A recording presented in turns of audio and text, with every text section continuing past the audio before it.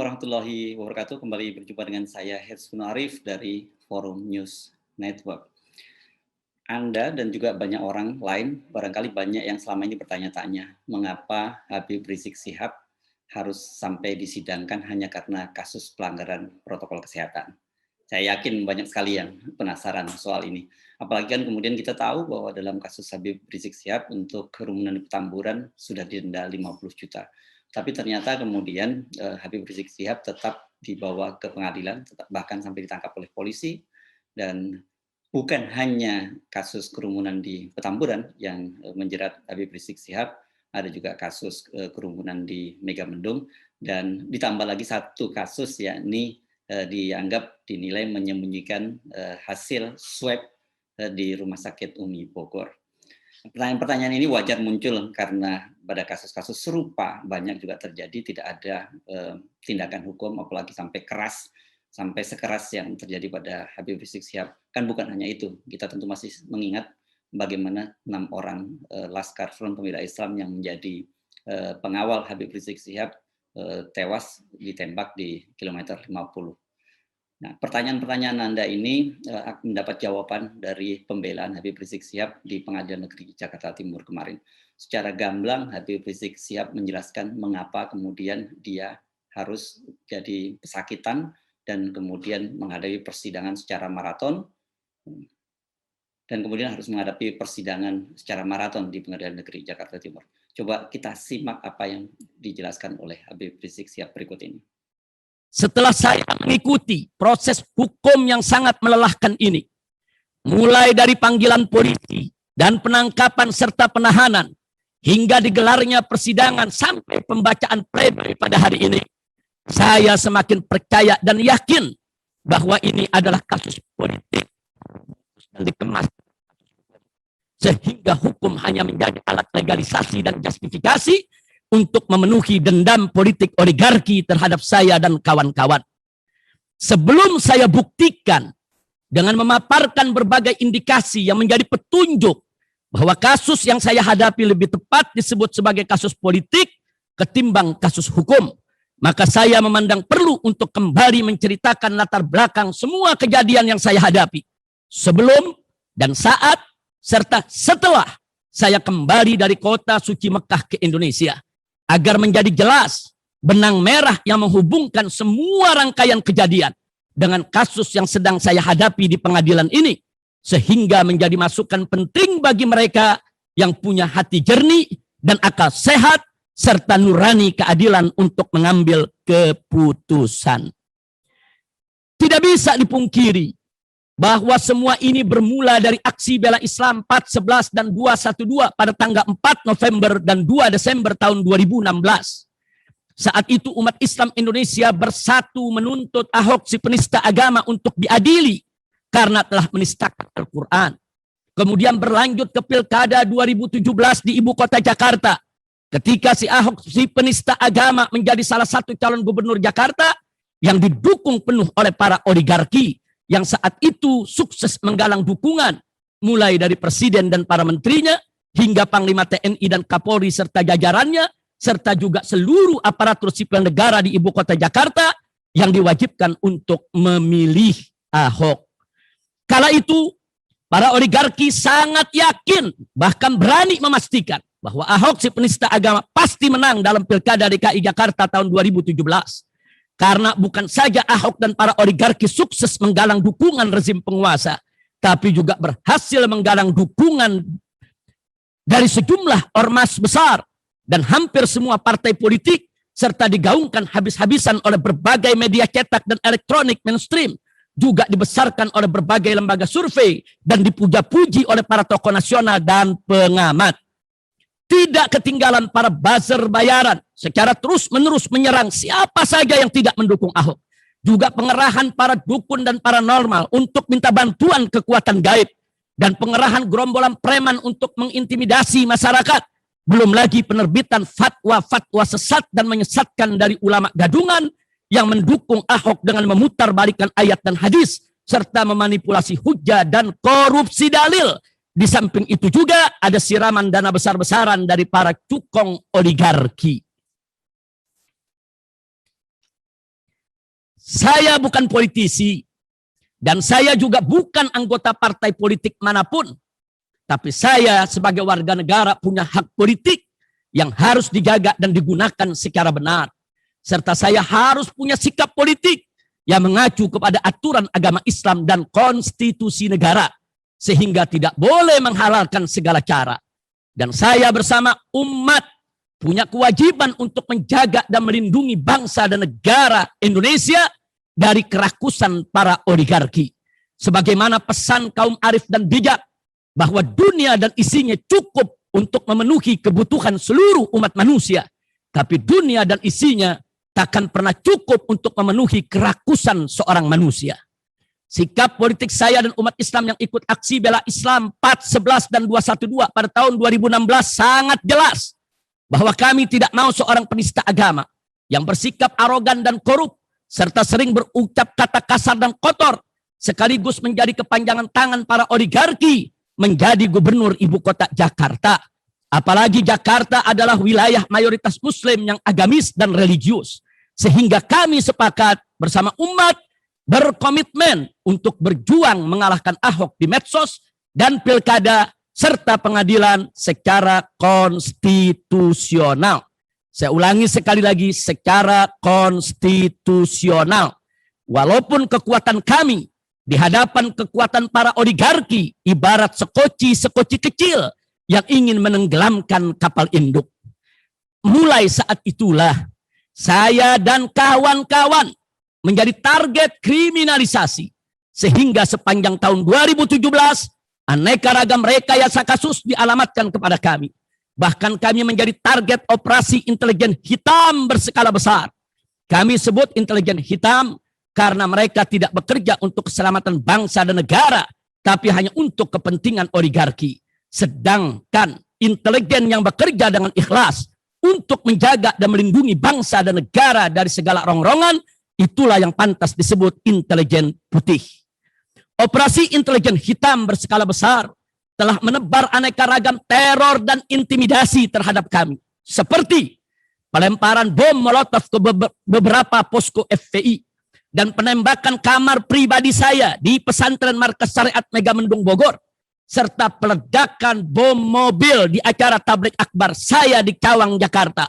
Juga pengepungan dan pengeroyokan serta percobaan pembunuhan terhadap saya dan kawan-kawan oleh gerombolan preman GMBI di depan Mapolda Jawa Barat di Bandung.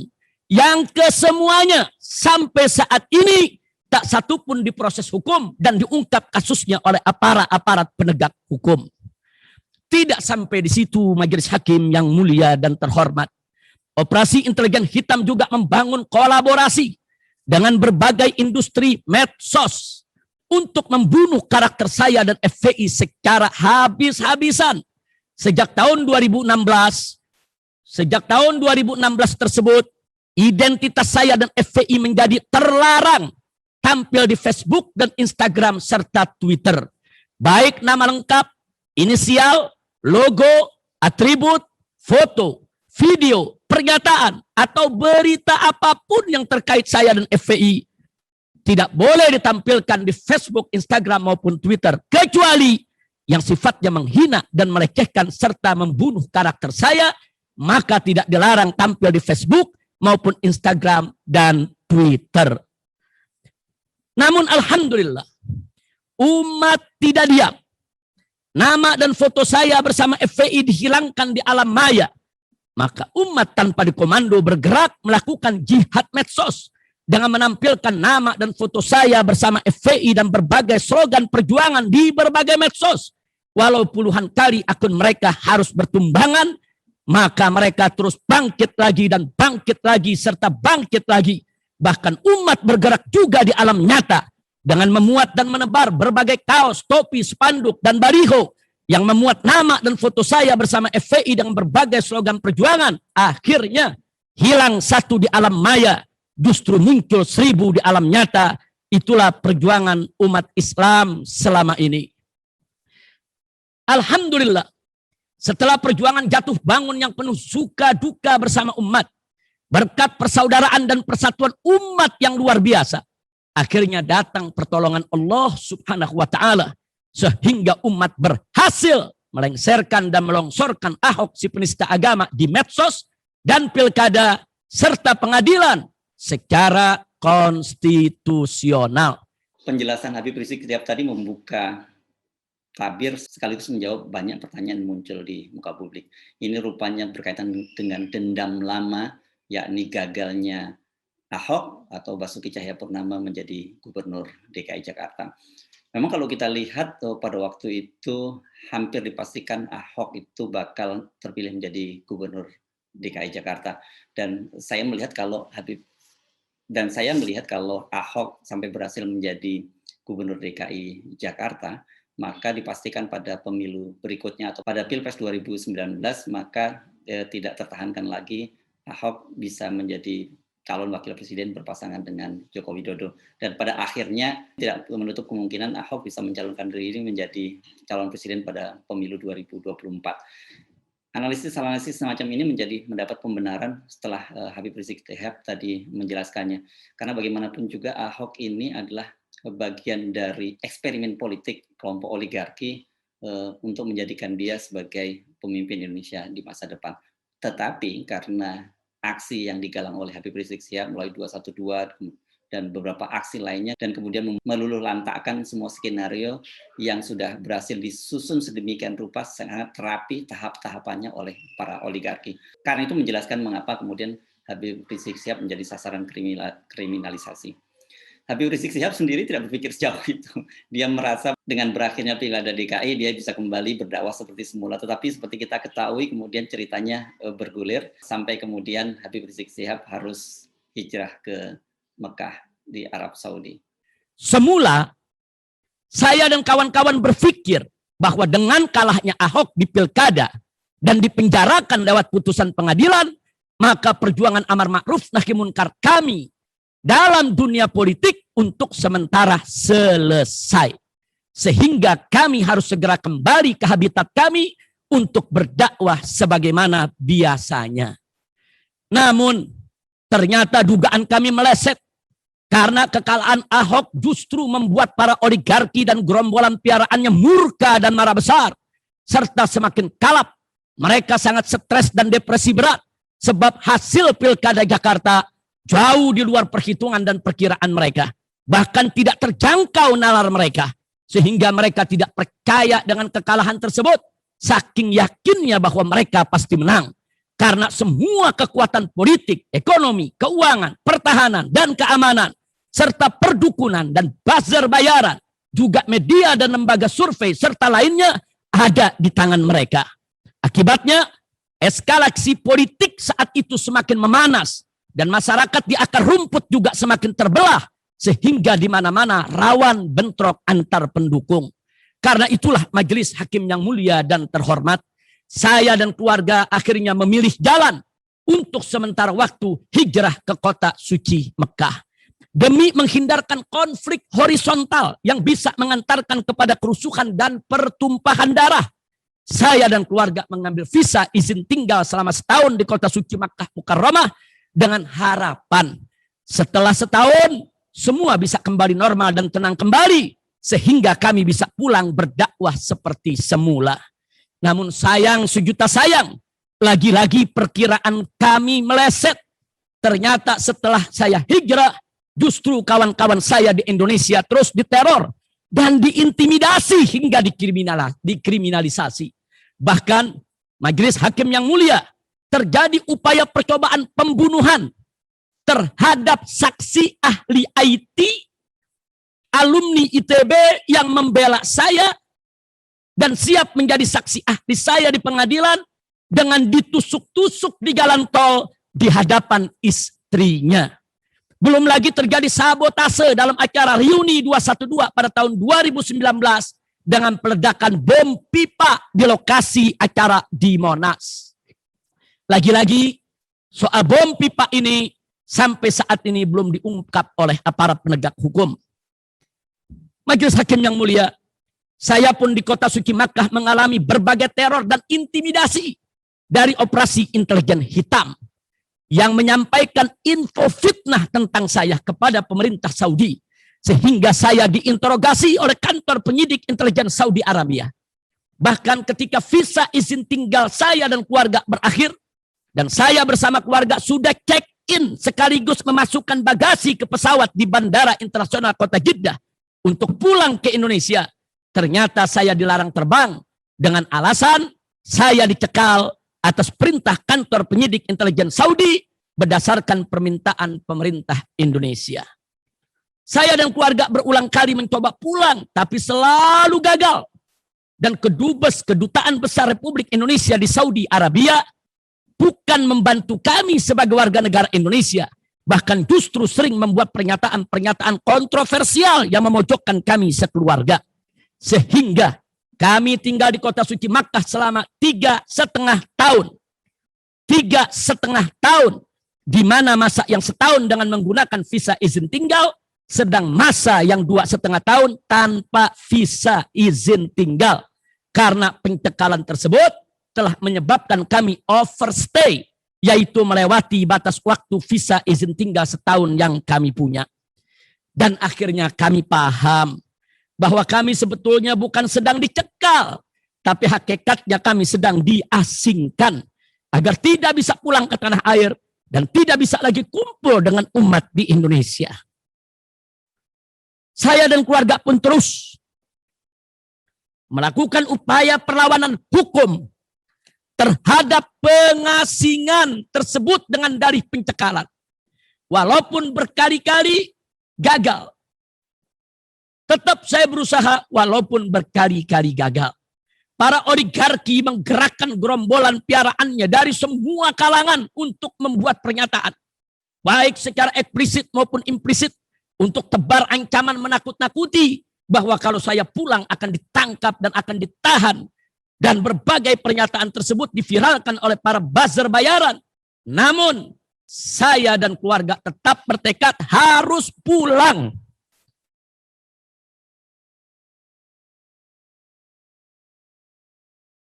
Karena Indonesia adalah tanah air kami dan negeri kami tercinta, serta medan juang kami untuk membela agama, bangsa, dan negara, apapun resikonya.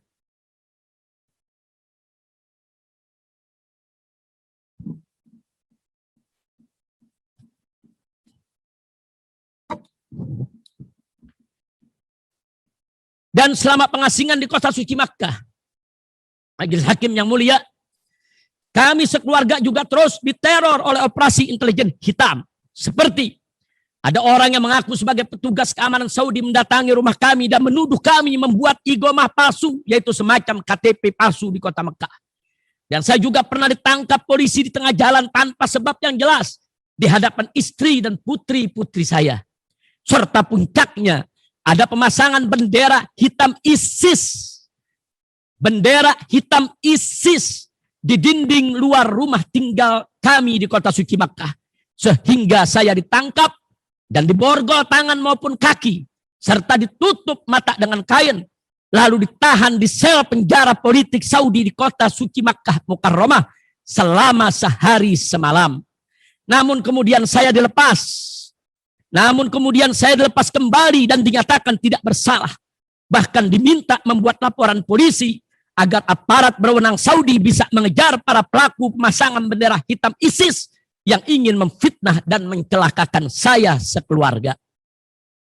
Majelis Hakim yang mulia, alhamdulillah, semua cobaan dan ujian tersebut justru membawa hikmah besar.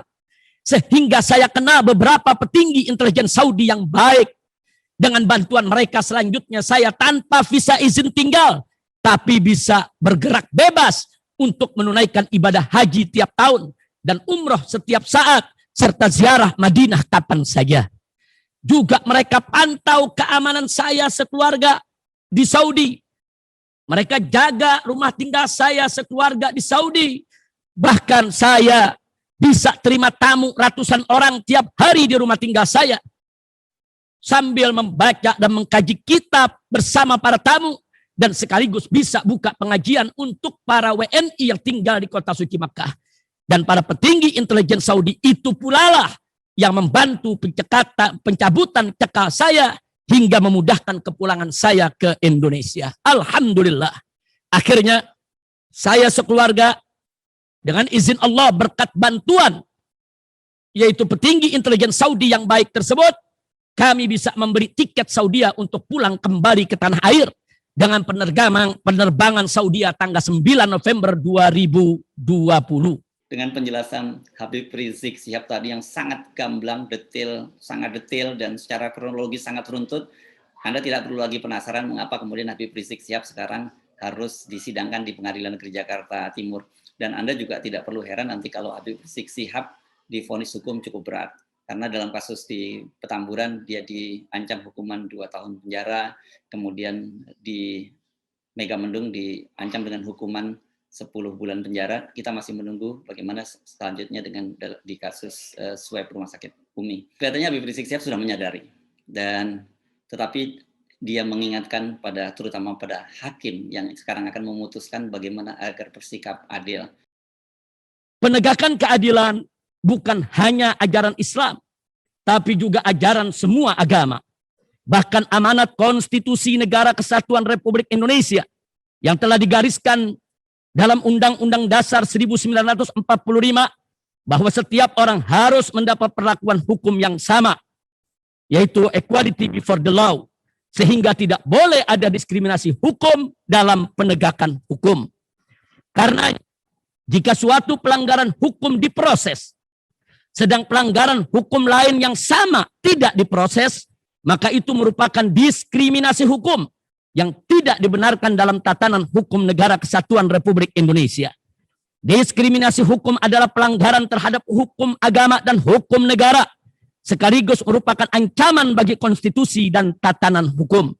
Jadi jelas bahwa justice for all, yaitu keadilan untuk semua, sehingga tidak boleh ada diskriminasi hukum, siapapun manusianya, dan apapun suku, agama, budaya, ras, dan golongannya, wajib diperlakukan dengan adil tanpa terkecuali. Akhirnya, saya serukan untuk kesekian kalinya kepada semua yang mengikuti dan menyaksikan sidang pengadilan ini, termasuk majelis hakim yang mulia, seluruh pengacara tercinta, semua jaksa penuntut umum terhormat, dan segenap para pecinta keadilan dimanapun berada. Ayo tegakkan keadilan dan lawan kezaliman. Ingat, hari ini kita kumpul di pengadilan dunia, esok kita akan kumpul di pengadilan akhirat. Siapa adil di dunia akan selamat dunia dan akhirat. Siapa zalim di dunia akan binasa dunia dan akhirat. Kalau kita menyikapi dengan hati yang bersih, tidak ada kepentingan politik, tidak ada dendam, tidak ada iri, dengki pada seseorang, saya kira kita semua pasti merinding mendengar apa yang disampaikan oleh Habib Rizik Syihab. Dia mengutip ayat suci, dia mengutip hadis, dan dia juga mengutip konstitusi. Saya tidak bisa membayangkan bagaimana kalau saya atau Anda semua yang berada dalam posisi hakim ini dalam posisi yang sangat dilematis. Di satu sisi, seperti dikatakan oleh Habib Rizik Syihab, ada kepentingan besar yang tidak menutup kemungkinan juga menekan para hakim untuk mengambil tindakan keras terhadap Habib Rizik Syihab, tetapi mata hati seorang hakim atau siapapun juga pasti terketuk kalau dengan hati yang jernih mendengar atau menyimak dari pernyataan Habib Rizik Syihab tadi. Saya Hersunul Arif, sampai jumpa. Assalamualaikum warahmatullahi wabarakatuh.